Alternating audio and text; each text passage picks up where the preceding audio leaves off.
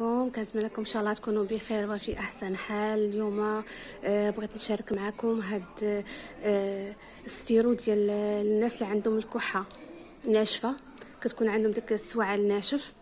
الاسم ديالو كوديتوكس، راه زوين بزاف، مضاد قوي للسعال والناس اللي يكون عندهم داك البلعوم ديالهم، يعني الجفاف في الحلقه ديالهم. راه زوين بزاف البنات ولا الولاد اللي عندهم هذا المشكل. غادي ينفعكم ان شاء الله. ما كيت هذا خاص غير بالكبار، ما كيتعطاش للصغار. يعني كنشربوا منه شي معالق كبيره حتى ل3 المعالق كبار في النهار، وان شاء الله راه غتلقاو عليه واحد النتيجه زوينه. هو راه كيبان المفعول ديالو غير من خلال ديك يومين صافي راه كيبان لكم المفعول ديالو، ما كتبقاش عندكم هذيك الكحه اللي كتكون ناشفه وكتجرح لكم القراجات ديالكم. زوين بزاف هاد كوديتوكس، يعني مضاد قوي للسعال للناس اللي عندهم الكحه ناشفه وكيتجرح لهم القراجات ديالهم. وكما قلت لكم غير الكبار، ما تعطوش للدراري الصغار.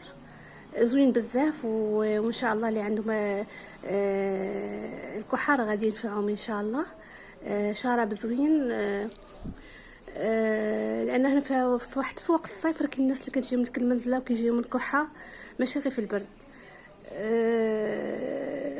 صراحه انا كانت هي الكحه ناشفه وخديته اول مره خديته، لقيته زوين بزاف ونفعني، وانا بغيت تكون حتى نتوما ان شاء الله تستافدوا معايا من هذا الفيديو. وكنتمنى هذا الفيديو يفيدكم ان شاء الله وينال الاعجاب ديالكم. وحنايا كنستافدوا مع بعضياتنا، حتى انا راه كنشوف شحال من حاجه في الفيديوهات اللي كتكون زوينه وكتنفعني، حتى انا كنبغي نفيدكم بها. الاسم ديالو كوديتوكس، راه مزيان.